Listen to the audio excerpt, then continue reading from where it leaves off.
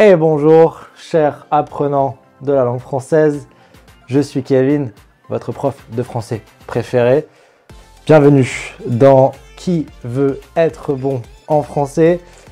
Nous en sommes à l'épisode 22. L'épisode d'aujourd'hui est un peu plus long car il n'y aura pas qu'une seule question, mais 5 voire 6 questions. Les questions ont pour objectif de vous enseigner des expressions autour du sommeil et de la fatigue.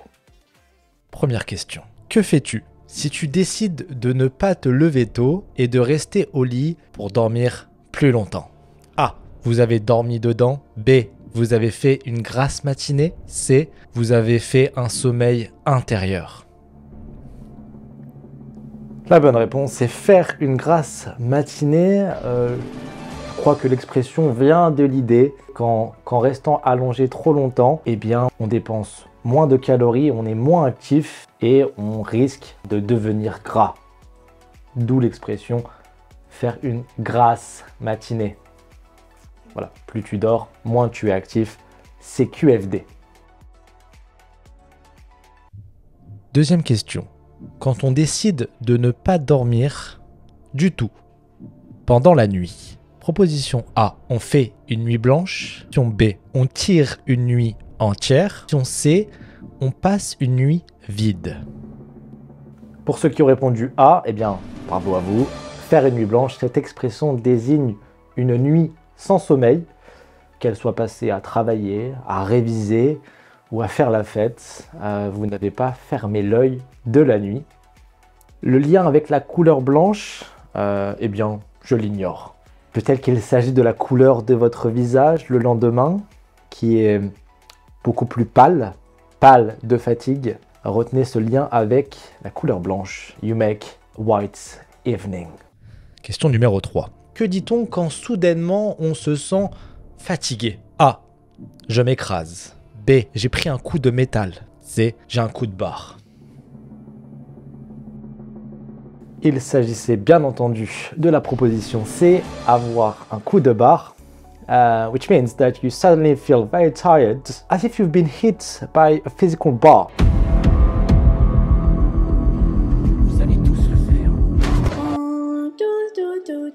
The idea is that the fatigue strikes you abruptly. On utilise souvent cette expression pour parler du fameux coup de fatigue que l'on ressent après avoir mangé à cause de la digestion qui prend beaucoup d'énergie. Donc, la prochaine fois que vous avez besoin d'une pause ou d'un café, dites à vos amis « il me faut un café là, il me faut un café, j'ai un coup de barre là ». En général, il faut bâiller en utilisant cette expression. J'ai un coup de barre là, il me faut un café. Voilà. Comment appelle-t-on quelqu'un qui se réveille très tôt le matin et quelqu'un qui s'endort très tard le soir? A. Un ouvrier et un chômeur. B. Un oiseau du matin et une chouette de nuit. Ou C. Un lève-tôt et un couche-tard. En effet, si vous êtes quelqu'un de matinal, vous pouvez vous considérer comme étant un lève-tôt. En revanche, si vous êtes quelqu'un qui aime s'endormir tard, à ce moment-là, vous devriez vous qualifier de couche-tard. En ce qui me concerne, je suis plutôt un couche-tard. Qu'en est-il pour vous? Êtes-vous un lève-tôt ou un couche-tard?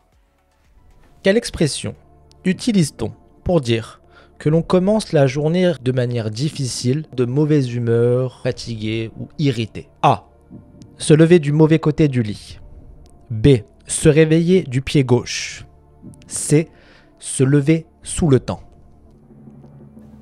La bonne réponse, c'est la réponse B, se lever du pied gauche. Cette expression vient de la superstition selon laquelle commencer la journée en posant le pied gauche par terre porterait malheur.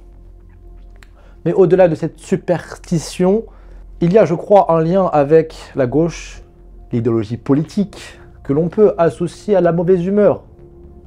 Vous savez, ils sont toujours en train de râler, de critiquer ce qui ne va pas. La République, c'est moi! Voilà pourquoi on utilise gauche dans cette expression. Vérifiez si vous voulez, je suis sûr que c'est ça.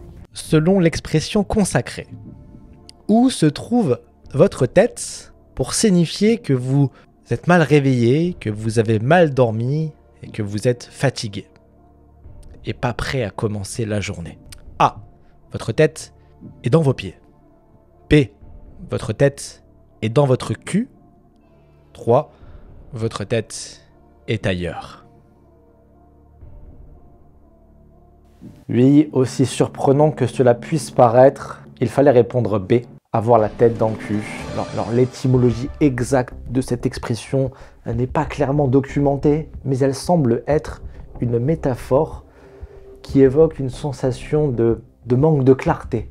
Car le cul est un endroit obscur, on ne voit pas très bien.